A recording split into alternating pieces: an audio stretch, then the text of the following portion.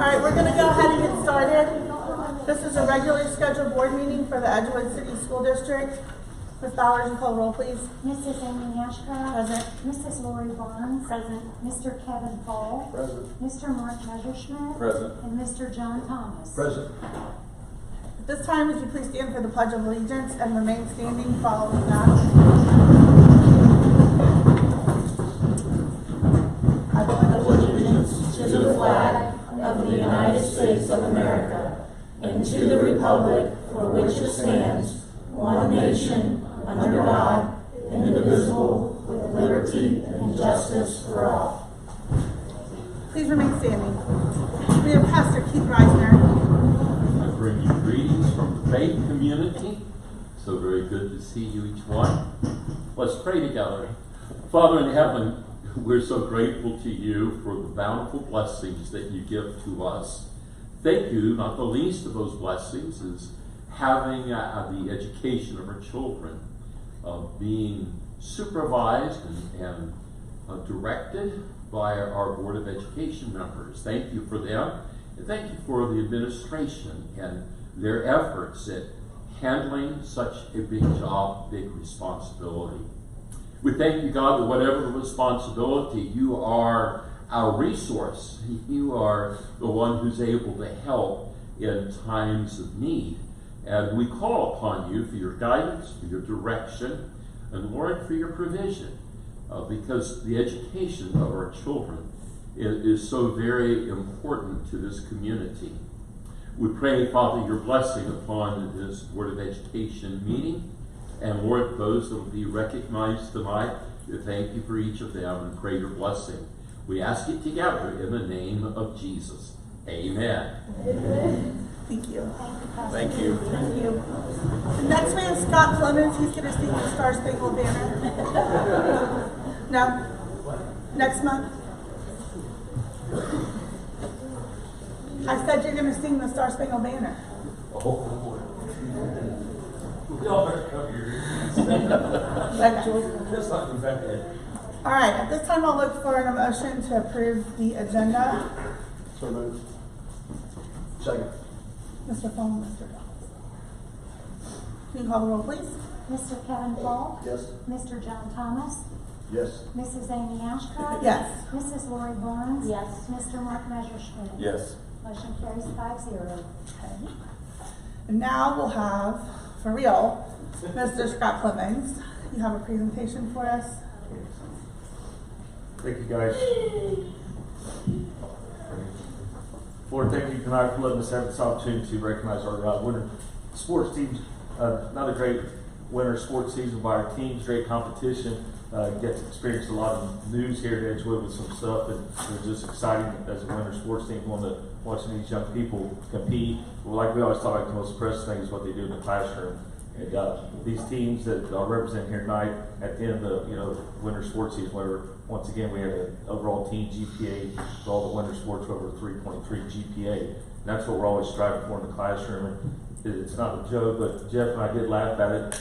Probably the first time we can remember we didn't lose a wrestler to eligibility in a number of years. So that's a testament to what Coach King's doing. Coach Baker's in the building also with him. He's got Zach that's able to get in the building. So the more coaches we have in the building now, it's really paying dividends to these players and what they're doing in the classroom. So very proud of all these teams and what they've done. So what I'll do is I'll call your team down. You guys can stand up here, watch the cords, and then I'll read the information about each team.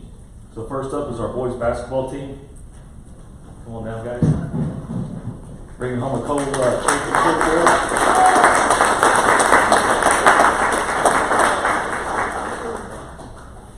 They were co-champs of the SWBL this year. Joining us tonight is Tyson Daly. He was first team SWBL. He was the District 2 or Division 2 District 15 Senior Player of the Year and first team Division 2 Southwest Ohio. Congratulations, man.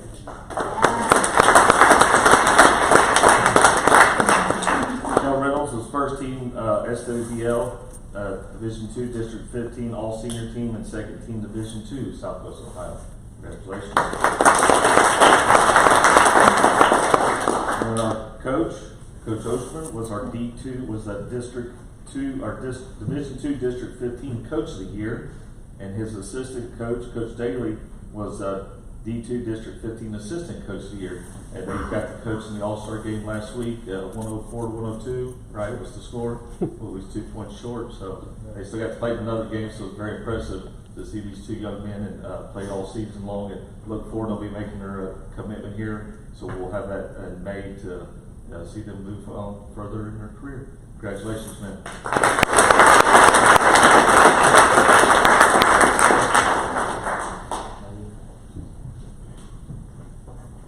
Girls basketball.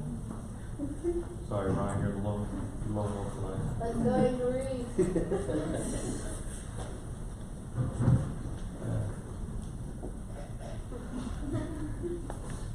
You're good, Ryan. Girls basketball had a great season. Like I said, it's the second year Coach Seacher's Tullage underneath them. Like I said, they've increased their wins to 8 wins this past season. So it was a big step in the right direction. They're moving in the right direction, especially with the freshmen. They got the honors that Ryan did. Ryan was she was honorable mention all league this year as a freshman. So very impressive. Look forward to seeing her the next 3 years on the basketball court. Congratulations, Ryan.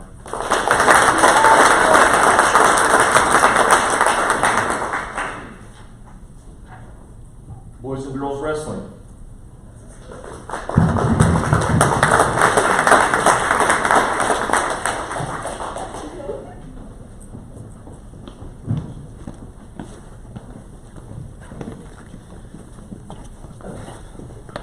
Very proud of the guys, but as you guys can see, as we grow as a district and things come new, our girls program is growing.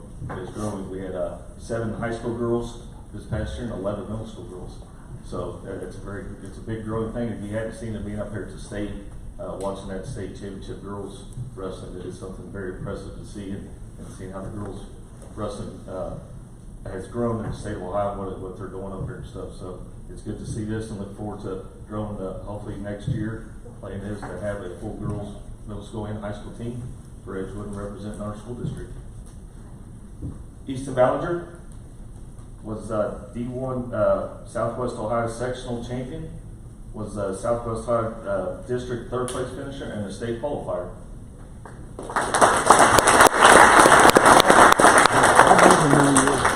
Laura Cannon was second team SWBL, sectional runner-up, 4th place at district, and a state qualifier. They don't want to raise their hand, it's okay. So everybody knows who you are.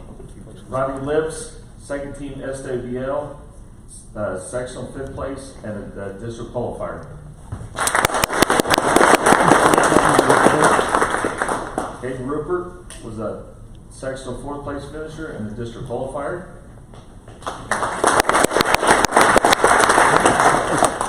Zach Jones, honorable mention SWBL, and a 5th place at sectionals.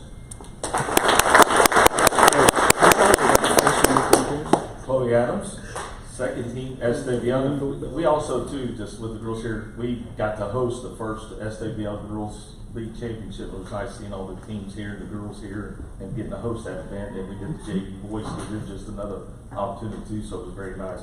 So Chloe Adams, good job. Randy Frame, honorable mention SWBL. Jason Cruz, honorable mention SWBL. Addison Brown, honorable mention SWBL. And Miss Eden Strunk, she was a 4th place finisher at sectionals, went to districts, and the first girl from Edgewood ever win a match at districts. So congratulations.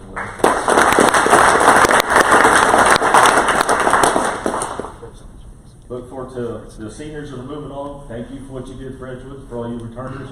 Look forward to a better impressive year next year. Thank you.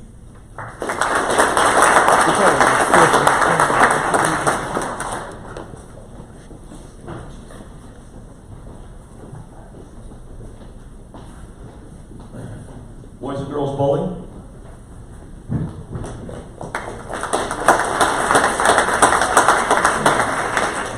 An evolving sport for our league. We was able to have a league competition and have our players represent off this. Our boys team was Peyton McQueen was the second team all-leaguer. Colton Troutman was the second team All-League, and Anthony Carlito was a honorable mention, and Linus Vaught was our sportsmanship. On the girls' side, first team was Callie Talby was the first teamer, second team Gracie McQueen, second team Anna Colfax that's with us today, and then our sportsmanship was Lauren Jones. Congratulations.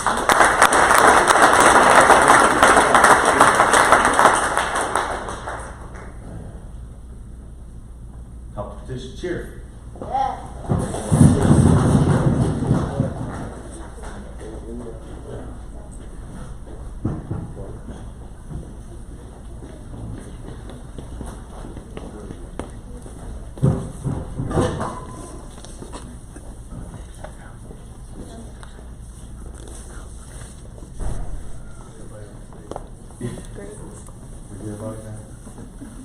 There we go. Our competition squad, our competition cheer squad earned their first SWL League cheer championship this season. They received first place with their traditional non-building routine and first place with their game day non-building routine.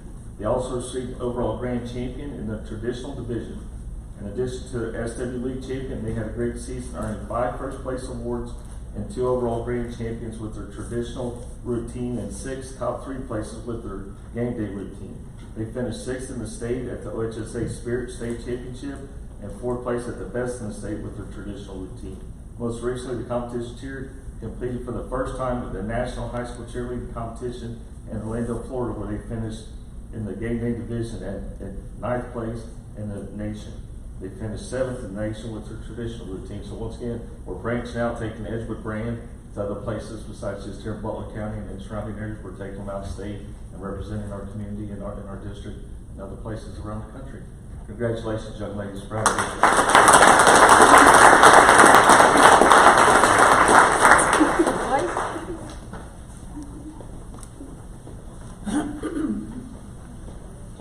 Once again, I want to thank the board for all too. And like I said, I think the thing that I see with Edgewood Sports moving forward is just seeing a lot of our, getting more of our coaches in the building. Coach Oceanwood's in there with math and stuff, so we're getting a lot more of our coaches in the buildings. And when we're doing that, it's giving these young people more opportunities, and they're doing better in school, better with their grades, and it's giving us better opportunities to represent what we're doing here in the community. So thank you guys. Look forward to another great season by everybody that's out there next year. Like I said, look forward to hanging some more numbers up on the banners and having a great spring season that's already here, even though it doesn't feel like it outside. It's here and it's going, and that get going this weekend with a lot of sports this weekend. About every sport we have will be in action this weekend, playing somewhere. So if you get a chance, get in the car and just start driving around, you'll hit one of us somewhere. Thank you. Thank you.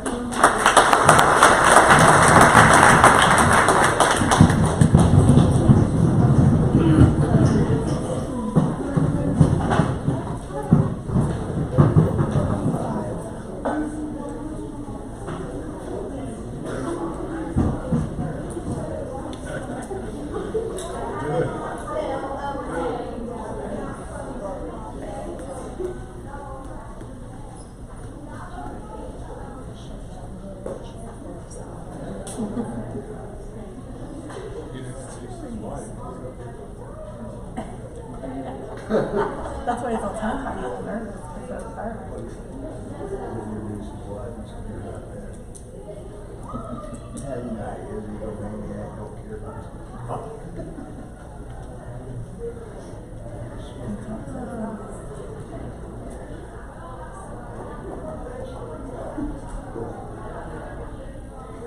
That's good telling me. All right. And then there were just the cool kids are left, right? Okay. All right. We do not have any public participation. Looks like our next item is treasure items. Ms. Bowers? Yes, I would like to block items A and B and ask for a motion to approve the board meeting minutes from February the 23rd and March 23rd. I'm sorry, March 9th. Is there a motion to approve the board minutes for February 23rd and March 9th? So moved. What was that? You guys, I can't tell you two apart. Like, Mr. Let's Fall. separate them. Yeah. So moved. Thank you. Is there a second? I'll second it. Ms. Lawrence. Okay, is there any discussion? Ms. Bowers, you call the roll, please. Mr. Kevin Fall, Yes. Mrs. Lori Barnes, Yes. Mrs. Amy Ashcraft. Yes. Mr. Mark Messerschmidt. Yes. Mr. John Thomas. Yes. Motion carries 5-0. Next, I would like to ask for a motion to approve the treasurer's financial reports as presented. Is there a motion to approve the February 26th financial reports as presented? So moved. Mr. Thomas. Second? Second. Mr. Messerschmidt. Is there any discussion on this item? I know you talked about it at one time. What do we get differently? I saw the one expenditure for Warren County ESC versus Butler. What do we do different between Warren and Butler? Butler and Warren County both provide purchase services. Most of what we use are staffing, OT, PT. We have student placement in and out. We do. Coaches. Oh, yeah, like behavioral coaching, professional development, yeah. It all stems around our staffing or student placements out. Okay. It's like any other service you buy. Some Butler County is really good and got great quality this, and maybe Warren County might be a little edgy here, and Hamilton County might be there. You can buy them for whatever you want. So Got it. whoever has the best service at the best price, it's competitive. It's a competitive marketplace. Good. So we buy from multiple. Okay. I'd seen those before, but I just didn't know if there were certain things you get from certain ones, and I saw that one expenditure from Warren, I just didn't know. Sometimes Butler County won't have it, so we'll have to go outside the county, yeah. I will share with you as well that we go through procurement and we have to submit their audits. So they're held to financial accountability, and just like we are here in our district, so we do submit all of their reports and their audits before we issue any contracts with them. Any more discussion? Ms. Bowers, you call the roll, please. Mr. John Thomas, Yes. Mr. Mark Messerschmidt, Yes. Mrs. Amy Ashcraft. Yes. Mrs. Lori Barnes. Yes. Mr. Kevin Fall. Yes. Motion carries 5-0.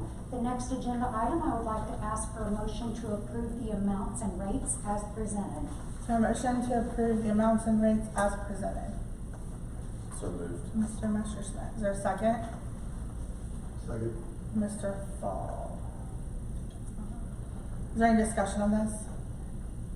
Pat, anything you want to highlight on here that might be different or changes to what we thought? It's procedural really, and the county makes us do it. They just tell us what the rates are that they're gonna collect for our property tax. Is this consistent with what we were expecting? Well, we did pay that one bond off at the end of the year, so that $1 million fell off, so that is not on here. It's pretty close to where we were. Okay. But there's no lost revenue or anything other than that one bond coming off? No, it's still collecting like $1 million for our substitute, for example. It's gonna collect about $670,000. I mean, if they're delinquent taxes or whatnot, we don't know that until Right. people pay, so. or And don't this is pay. for FY 27? Yes, yes, Starting in July. July of 26, yeah.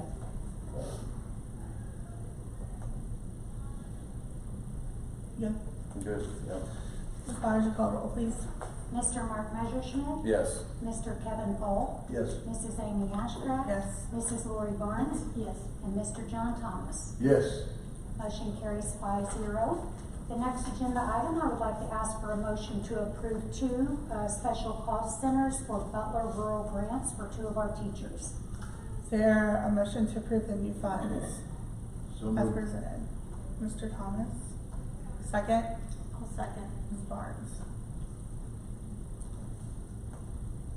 Is there any discussion on either one of these? I'm sorry, what is Is it? there any discussion? Ms. Bowers, you call the roll, please. Mr. John Thomas. Yes. Mrs. Lori Barnes. Yes. Mrs. Amy Ashcraft. Yes. Mr. Kevin Fall. Yes. Mr. Mark Messerschmidt. Yes. Motion carries 5-0. The next agenda item, I would like to ask for a motion to approve donations as presented. Is there a motion to approve the 4 donations as presented? So moved. Mr. Fall, is there a second? Second. Mr. Messerschmidt. Any discussion? No. All right, can Thank we you. have a roll call, Very much please? appreciated. Mr. Kevin Fall. Yes. Mr. Mark Messerschmidt. Yes. Mrs. Amy Ashcraft. Yes. Mrs. Lori Barnes. Yes. And Mr. John Thomas. Yes. Motion carries 5-0. I'd like to ask for a motion to approve the FY27 Frontline Education Renewal Quote as presented. Is there a motion to approve the frontline education renewal quote as presented? So moved. Mr. Messerschmidt, is there a second? Second. Mr. Thomas. Is there any discussion? Cost on this pretty consistent with what it It was did last go time. up about $800, I think, this year. I was gonna say, I thought it went up It's- 5,000. Yeah, it's up a little bit. Okay. You wanna, oh my gosh, I can't talk. Do you wanna explain what this is for? It's a financial software. We use this for budgeting, forecasting, where we You get all can't that. go without it. I prefer not to go without. I love this software. We Okay. use Frontline for a lot of things. ASOP or AppleTrack, where we get, Frontline is a really good company, and, yeah. Okay. Would you call the roll, please? Mr. Mark Messerschmidt. Yes. Mr. John Thomas. Yes. Mrs. Amy Ashcraft. Yes. Mrs. Lori Barnes. Yes. And Mr. Kevin Fall. Yes. Motion carries 5-0. Next, I'd like to ask for a motion to approve the FY26 EPC Cooperative School Bus Purchasing Program Resolution. Is there a motion to approve the EPC co-op, resolution as presented? So moved. Mr. Messerschmidt, is there a second? Second. Mr. Thomas. This just means we're gonna enroll in it, we're not buying buses yet. Not yet. This is just starting the Process. process. We've been in this for, Yes, they actually get the Years. bids for us, yep. Yep, we worked with them last year, got one regular education bus and one special needs bus, so this is just starting the process. I do already have bids that I can go out and look at, and, ideally, we wanted to do 2 buses a year. Again, we're not locked into the 2 Yeah. buses, but I will be coming to you next month with, a recommendation. Any idea what a school bus costs? About 125, 130,000. That's significantly more than the last time we considered. I can look real fast. I think it was about 123. Was it that much? Yeah. Yeah. they're I expensive. remember when we first got on the board, they were about 80. I was gonna say, I remember, I was thinking they were like 90 to 95 range. No, give me just 1 second here. Nice thing is PI funds, it's not general operating. Correct. That helps. Yep. But you're right. And you mentioned the goal is to purchase potentially 2 per year. Do we Yeah, have we- like a, That's the schedule that we want. we have to a do. schedule, Yes. maintenance and replacement, Dispose, disposal purchase. schedule. Yes. Okay. We had 2 buses on for disposal. We did let one of those go to Butler Tech. We got $2,000 out of it, but it was rusted and, they gonna let Butler Tech kids on it? well, I don't know for sure. I think they were using them in one of their classes, like where they do. Okay. Training. We paid $252,595 for the 2 buses we bought last year, all out of PI. So it's about That's about the- so it's 125. pretty close. Yeah, yeah. I just didn't remember it being that expensive. Yeah. Expanded. And the year prior, we got 4 buses, but we had that grant where we got 2 of them for free, basically. I remember that. Yeah. So about $250 for the 2 buses. We have paused this before depending on our financial situation. So just because we're doing this doesn't mean we have to buy 2. But that was the plan that we came up with many years ago. This motion is basically just allow the request for the Yep. proposal, right? Yeah, Typically, there's a lot of investigative work that goes in before you buy I mean, they're not just saying, hey, it's time to buy 2 buses. I mean, they rust really bad, they fall out, they become unrepairable in a lot of situations, so. If you don't leave one, we don't buy it, correct? Right. It's like one of the things I learned sitting up there, they've got plywood floors in them, and Yeah. winter's real hard on the floors, and Yeah. All right, any other discussion? Call the roll, please. Mr. Mark Messerschmidt. yes. Mr. John Thomas. Yes. Mrs. Amy Ashcraft. Yes. Mrs. Lori Barnes. Yes. Mr. Kevin Fowle. Yes. Motion carries 5-0. I'd like to ask for a motion to approve the Alpha Energy Solutions proposal as presented. Is there a motion to approve the Alpha Energy Solutions proposal as presented? So moved. Mr. Thomas. Mr. Tom. Second? Mr. Fall. Is there any discussion on this item? This came in a little bit better than what was initially proposed, right? We got multiple bids.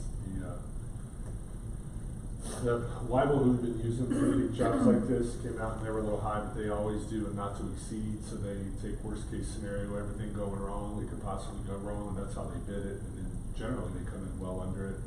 But, Mr. Knapp, who has been communicating with other business managers from the county in Hamilton County, a lot of them talked about using Alpha, they're out of Louisville, and they also are big enough, they'll bid this geothermal system we got here, so we thought we would give them this job so they can kind of get their in here, get somebody in, we can see what kind of work they do, and then they really like to bid this geothermal, so we thought it might be a new way to get another set of eyes on that geothermal system, because we're gonna have to make a big investment in that. This is nothing compared to that proposal.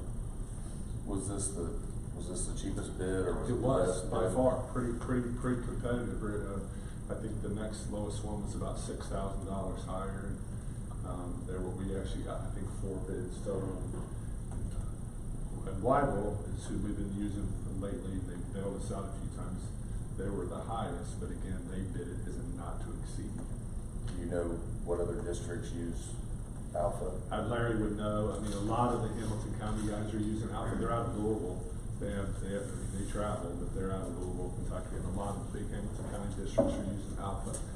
So I don't know off the top of my head which schools, but a lot of those people said they need, because I think he actually reached out to find out who people were using for HVAC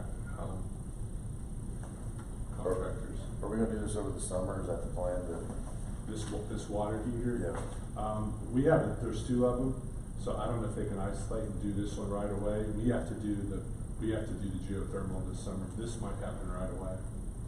This is domestic. This is domestic Yeah. hot water, the boiler. Do you know, and if you don't, I understand why, because Donnie was talking about this before. So they gonna move this inside? Do what? Do you know if he's moving this inside? I don't think they're moving it. Okay, sorry. I'm not, but I know Donnie talked about that before. Because there's 2 of them. The other one's fine. This is the one that Right. had problems. Okay. And I don't know if they cycle or one's a backup, or they both run simultaneously. I don't know how they work. I mean, this one's down, so they can't be isolated. But I don't know how they work. Like, it's like the geothermal, how they got the different banks. They don't cycle, they sequence. So the earlier ones are always running, the later ones don't get used as often. I'm not sure about these. I can't remember where, I can't find it here quickly, but it said it would almost start once decided to almost instantly depending on where. Yeah.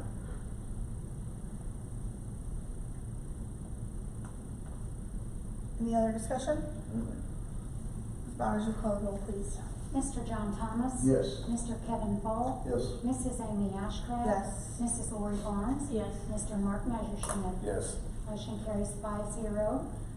Next agenda item is just informational items from the treasurer. I just wanted to share with you that I am in the process of setting up a meeting. I am going to have our attorney come into this meeting for all of our booster groups and organizations.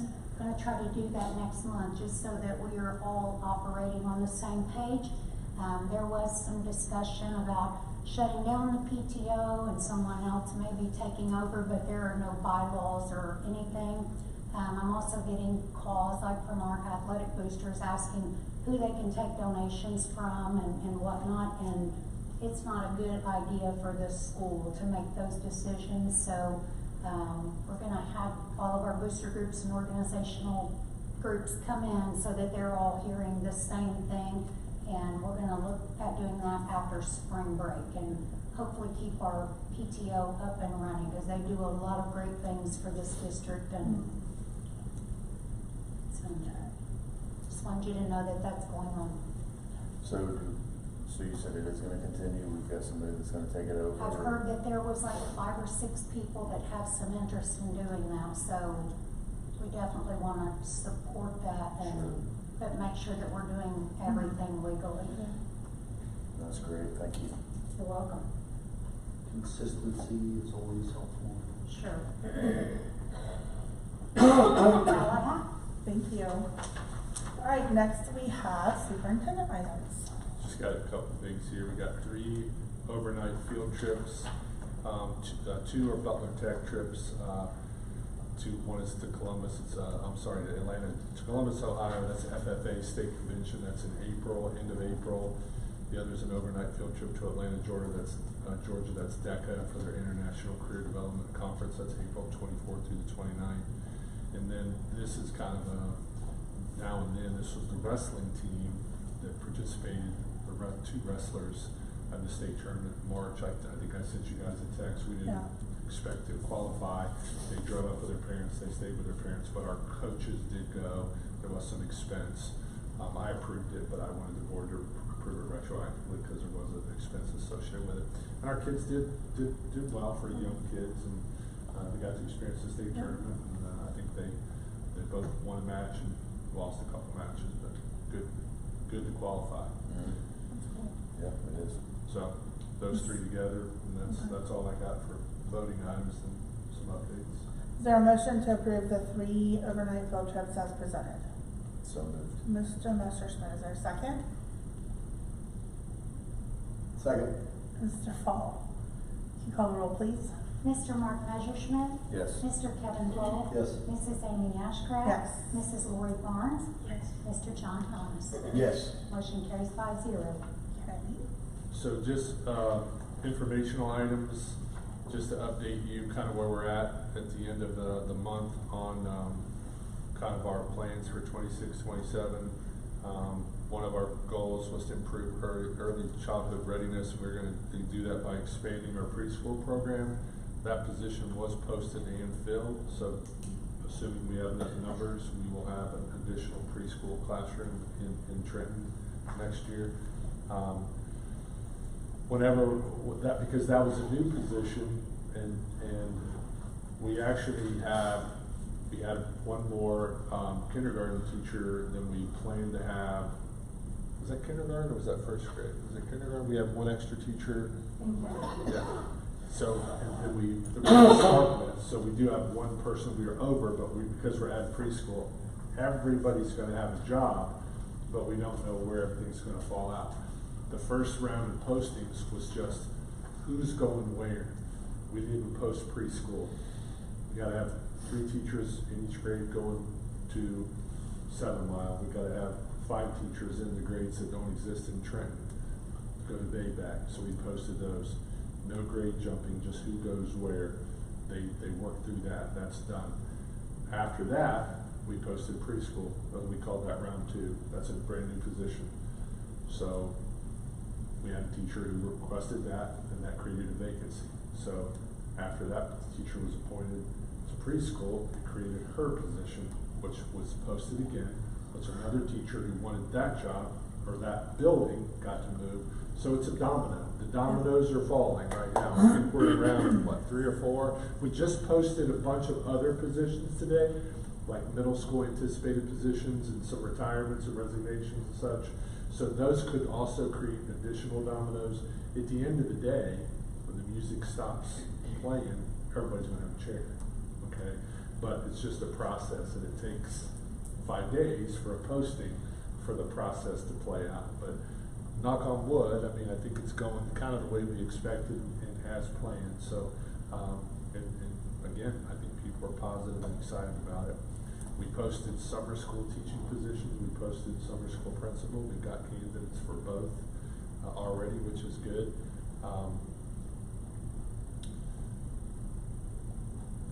Jenny Halsey's building, met with the staff. I asked them what they wanted to call the building, and this is not a formal decision. I don't know what the process is. The board will decide, or the body decide, or what, but their teachers voted, the teachers that are gonna be in that building wanted to call it Trenton Elementary School.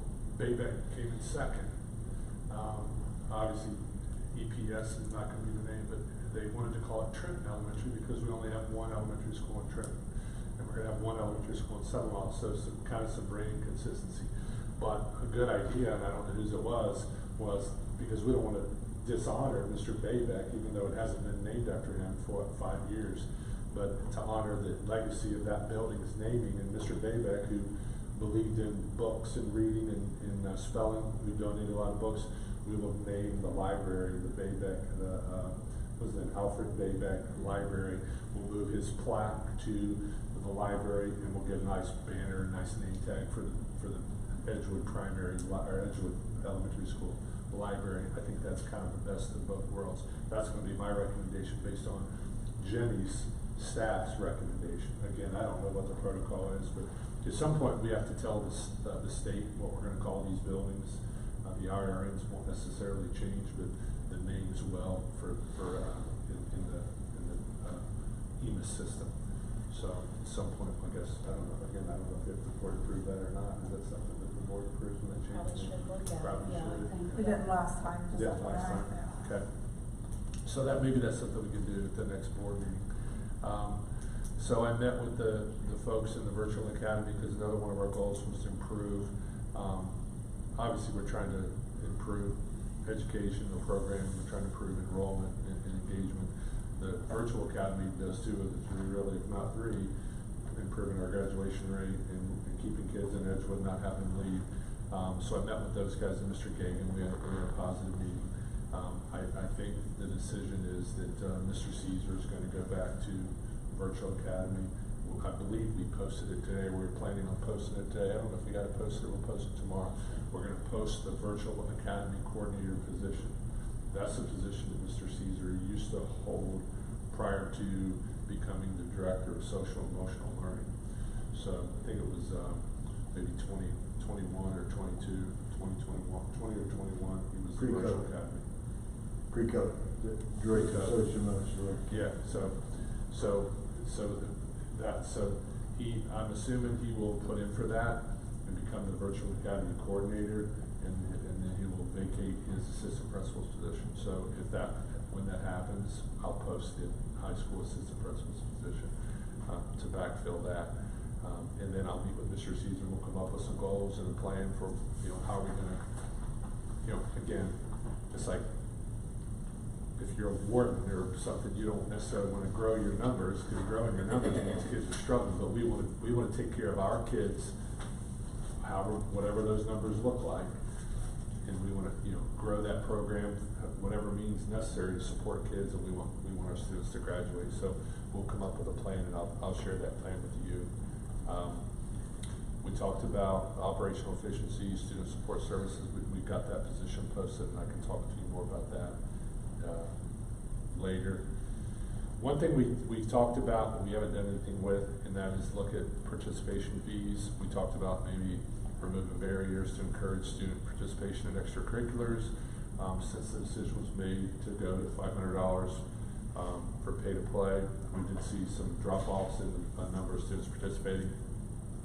So maybe next month, with your guys' permission, we can put that as an agenda item and discuss it, and then maybe if we have a good discussion, maybe by May we can make a decision if we want to set the rates for the next school year's pay to participate, whether we leave it the same or whether we drop it. But I think we need to get the wheels rolling on that at the end of this year.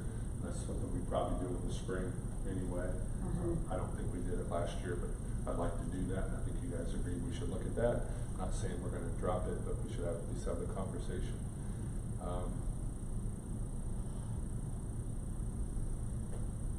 So then we had our community engagement meetings. I do appreciate the board members that showed up for those, and not the turnout that we hoped for, but the people that were there were positive, and, you know, again, sometimes no news is good news, you know what they say about things are squeaky, and it's a lot of noise, and so it's been, I've been getting a lot of positive feedback, and, haven't been getting a lot of, you know, parents upset about any of these plans or decisions, so, hopefully the fact that they didn't show up to ask a bunch of questions or challenge it or whatever, again, was a good thing.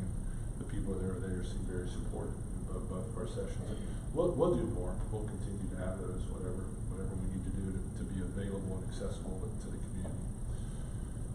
So I updated this in the 90-day plan. Did I ever share that with you guys? Okay, I'll share that with you guys because it's kind of got a calendar feature, and I Well, we saw something, but it's been a little while, so I'm sure it's updated. Yep, I'll share it now. So that's all I got. I got a couple questions. So, just so I understand, how does the summer school work? So, is there certain criteria that has to be met for a student to qualify for that? Is that completely voluntary? Is there a fee for that?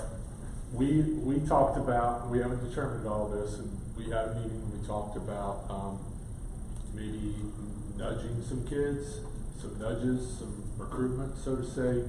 We really think it would be beneficial for the kids that are closest, that are right on the cusp. Maybe there's just a couple gaps, they're very close to getting over the hump. So we had that conversation.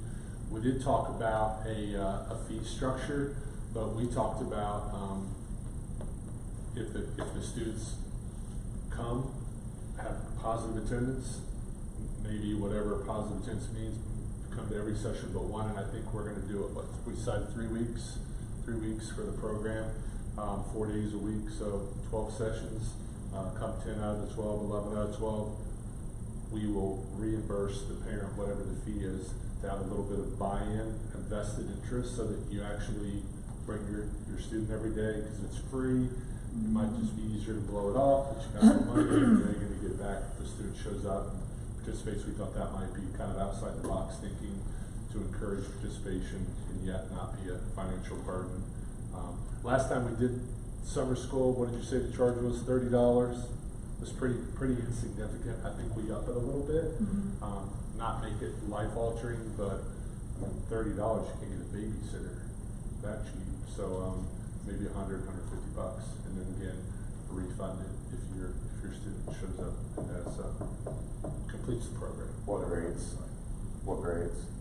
We posted K through 8. We may have to combine some grades depending on what our numbers look like. So, again, we'll have teachers in place, but we may not fill all those positions if we don't have programming for each one. We'll have a summer school principal. We think we'll do it at EIS because it's kind of centrally located. We're still going to be doing some things at the primary. We're going to have kids of different grades and sizes, and so EIS has a variety of different desk sizes and pretty accessible. So we'll pick a wing in EIS, get that done first. Our plan is to do this after the 4th of July. What dates did we start? It was back in July 13th, or I think we're going to start it on the 13th and run it till the 30th. Does that sound right? Is it a full day? No, we decided I think like 3 hours, 3.5 hours. What did we decide? We talked about that. It would be 3 hours for the kids and 4 for the. Right, yeah, so 3 hours for the students, pay the teachers 4 hours to be there early and after. So talking like 8:30 to 11:30, something like that. Okay. We won't transport. I don't think we'll be able to do that. But, So you do have minimum number requirement for each grades or grade sections for the economic threshold? yeah, we're not going to do it for 2, 3 kids. Right. We're going to have to come up. We don't know what that threshold will be, but otherwise we might have to combine. Sure. You know, and again, it's not going to be a money breaker, but you want it to be beneficial and impact enough kids. And I know overall, was there to basically help them, like you said, right on that cusp of just needing that nudge over to get a little boost and start. It's going to help everyone involved in that system, not only them get to that point, but us on that whole formula and funding piece, that low-hanging fruit, right? Like, so all that does tie into That'd be the goal, because again, you you wanna impact education, so the kids that are closest who might need a little nudge, and we're doing this intentionally after July, so it's kind of a jump start, not an extension of the school year, it's kind of a running start into the new school year. So they're gonna be done by August 1st, that's the goal, because teachers won't be back in the building, but they'll still have a little bit of break, but it'll be a lot smaller, gap before school's out. Summer school ends, 3 weeks back in school, less than 3 weeks. I'm curious to see what kind of interest so when are we gonna start communicating this? We just posted, so I think probably any time now we can get out some information on Parent Square and get to the teachers and start kind of recruiting. We gotta be cautious though, because again, we don't want to exclude kids, but we like to pick and choose who we serve, because again, we want to be impactful and impact the kids that we can get over that hump. Because 3 weeks is not a long time. You're not going to 4 hours, 4 days a week. You're not going to regain years of gaps. You're going to get kids that are very close and just need a little nudge. And that's gonna be part of the criteria on who gets in and who doesn't. So I would just think probably wanna get that out as quick as possible so that parents have time to kind of plan and all that kind of stuff. Well, and on the other end of that, yeah, there are those ones that need a nudge, but there's also some discussion on the whole gifted side of that too. Are there some opportunity for them that are right there on that nudge? And I know that gifted delineation and whatnot, how that helps sometimes too. But this is more for that other gap closing, not that side, right? Typically, yes. It's more remediation than it is enrichment. The other question I had was, you had mentioned Trenton Elementary, 7 Mile would be the same, or what? Yes. Because it was what, primary? It was EE, it was Edgewood Early Childhood Center. Early Childhood. Edgewood Primary School. It would go back to 7 Mile Elementary and Trenton Elementary, Okay. because we just have 2 elementaries. Now all the teachers have to buy new sweatshirts. The t-shirt makers will be, Yeah, keeping them in business, man. And what about, what is this EIS? Is that gonna stay the same? Yeah. Okay. Yeah, everything else will stay the same. On the only other question I had was on the virtual academy. I wasn't here when that kind of went by the wayside, but is there any different funding sources that come into play with virtual academy versus traditional setting? No, we just have to keep those kids enrolled in 5 credit hours. Okay. To get full funding from the state. Okay. The one thing with the virtual academy I've always kind of thought of is it was a really good opportunity to try to bring in some of the homeschool students that live inside our district. Is this part of the plan to try to maybe pull some of those students back, kids that live in our district that for whatever reason decided to homeschool? I think if it's a quality program, if people are talking about it, it's not, it's how it's marketed. I think one of the conversations I had with Mr. Gagan and Mr. Harrison and Mr. Caesar was maybe we need to rebrand it and just kind of need to refresh. I agree. That's Just kind of what I make was it- asking. Yeah. But we do also have a heavy virtual learning that's coming from a different source besides us, correct? Yes. We have students who take virtual learning from, getting it from state versus through us, which we can provide the same opportunity just through us.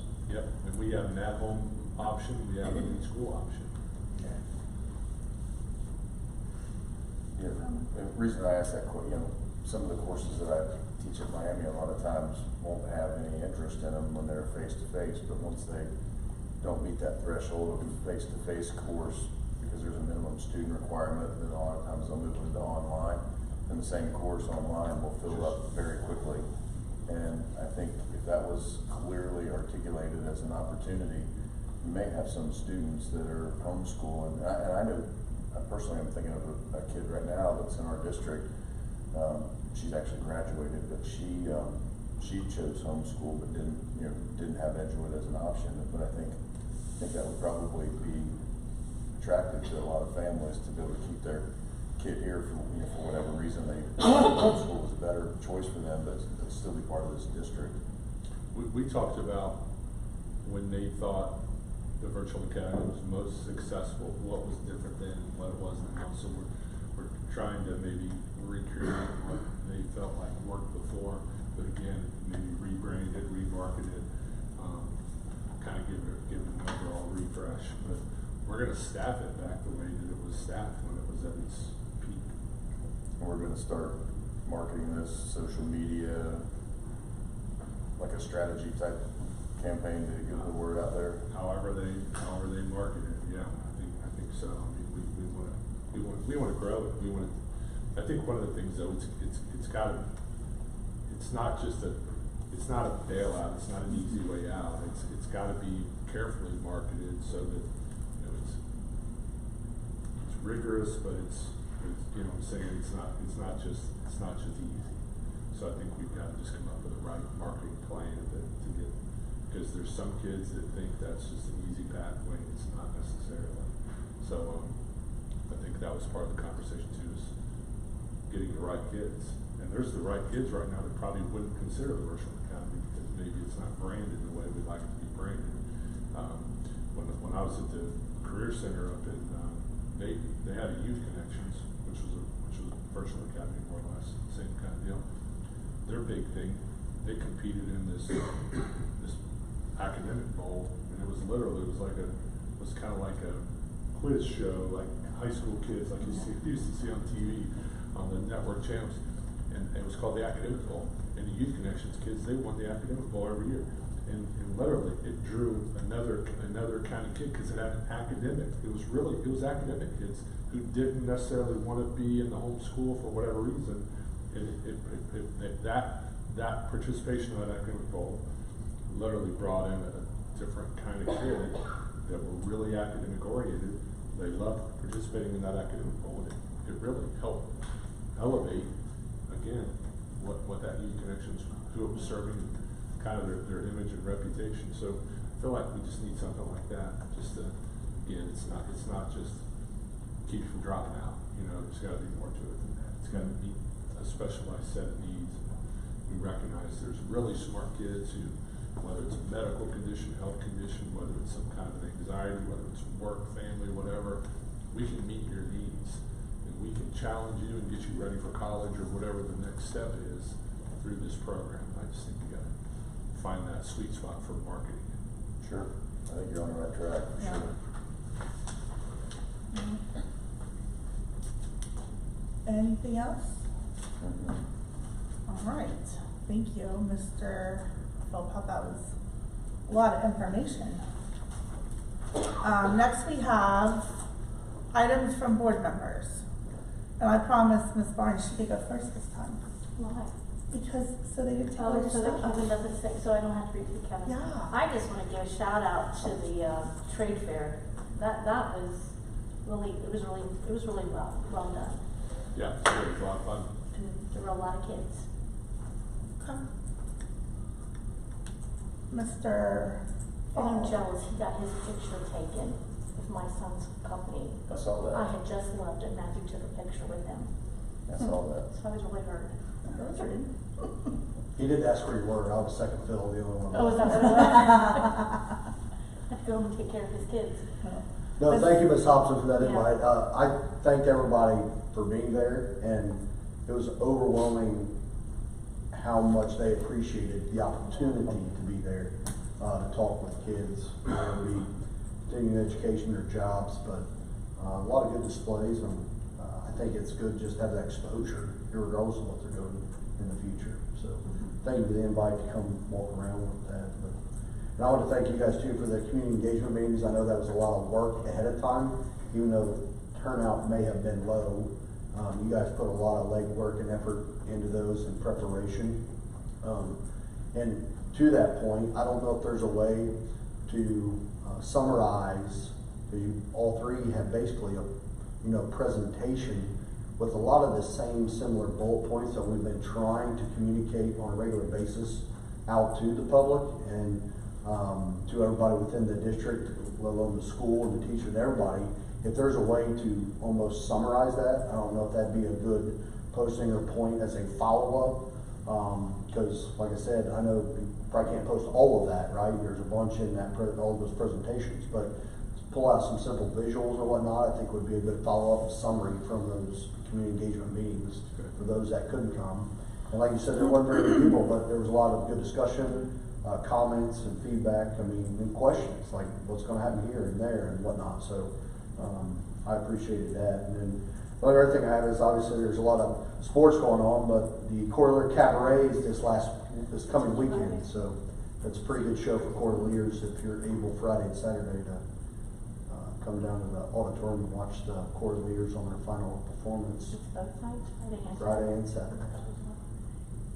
Okay. Mr. Thomas? I'm good. I'm not good, I just don't have. Wait, what are you saying? You don't have anything to say? Correct. He's exhausted from going to the Bahamas. Oh, I don't know what to say. All right, move on. You can say Mr. Messerschmidt, how about that? So, we kind of made the joke about, everybody got up and left after the athletes were recognized. And, in my line of work, we have certain things that we look at to determine our success or our lack of. And I think a lot of times when you don't have a crowded auditorium, that tells you that generally people are pretty happy with the direction that you're going. I've sat on this stage when this place was packed, people standing up, and they weren't happy about some of the decisions that we've made, or were worried about some of the decisions we were going to make. So I think the fact that don't have a lot of people in here, generally people are pretty content with the direction that the district is headed.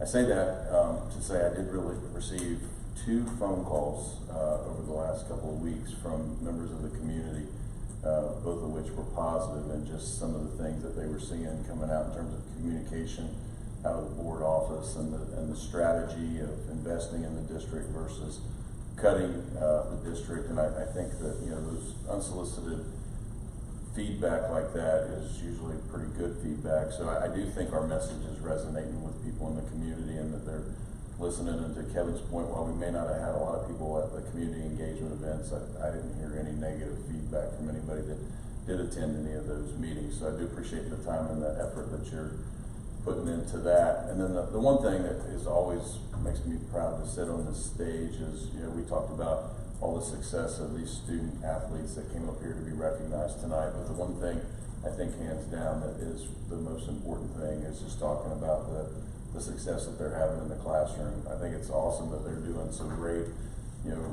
out in their particular sport. But when we come in and we say our fall athletes had a 3.3 GPA, and that for the first time in a lot of years we didn't lose any wrestlers to ineligibility. I just think that's a testament of the effort that the coaches are putting in, the teachers are putting in, the administrators are putting in, and to me that's more impressive than anything else that we talked about up here tonight. So just really think it's awesome to see that. That's all I got. All right. Well, I kind of the same thing. I work with a lot of teachers, and that article came out in Journal News, which I can't read it because I don't subscribe to Journal News, so I have to pay 99 cents to read it. But I had a lot of questions from the people that I work with. They're like, "Have you guys lost your mind?" I'm like, "I think we have, but I like it. I like it." So, and as you talk to them and you explain kind of, like what we're doing, I think people are refreshed by it. So I appreciate all of your ideas, all the work you guys are doing, and all the positivity from all the supporters. So that's all I have. Yeah, we'll see. If there's nothing else, we will look for a motion to go to executive session to consider the appointment, employment, dismissal, discipline, promotion, demotion, or compensation of a public employee or official, or the investigation of charges or complaint against a public employee, official, licensee, or regulated individual. Is there a motion to go into executive session? Ms. Barnes, is there a second? Mr. Fall? That'd be Mr. Thomas, I'm sorry. the old guy sitting next to you. Well, you didn't talk before, so I kind of forgot your comment or something. Mr. Thomas, I'm sorry. You call the roll, please? Yep. Mrs. Lori Barnes, Yes. Mr. John Thomas. Yes. Mrs. Amy Ashcraft. Yes. Mr. Kevin Hall. Yes. Mr. Mark Messerschmidt. Yes. Motion carries 5-0. It is 7 o'clock. All right. We are back in regular session.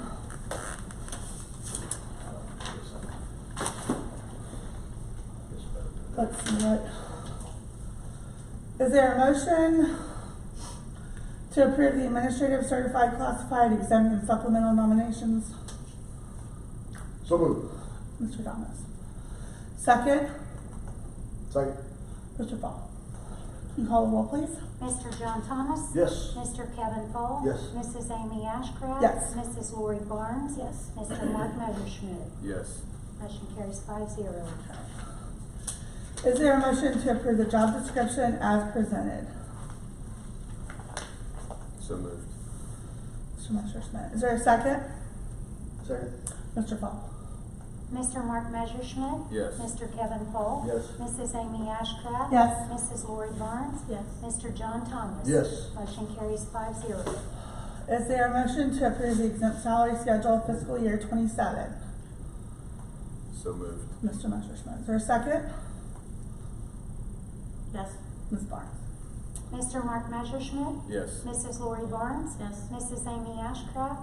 Yes. Mr. Kevin Fall. Yes. Mr. John Thomas. Yes. Motion carries 5-0.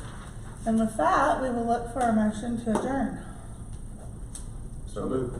Kevin. Mr. Fall, Mr. Messerschmidt. Mr. Kevin Fall. Yes. Mr. Mark Messerschmidt. Yes. Mrs. Amy Ashcraft. Yes. Mrs. Lori Barnes. Yes. Mr. John Thomas. Yes. Motion carries 5-0. Okay.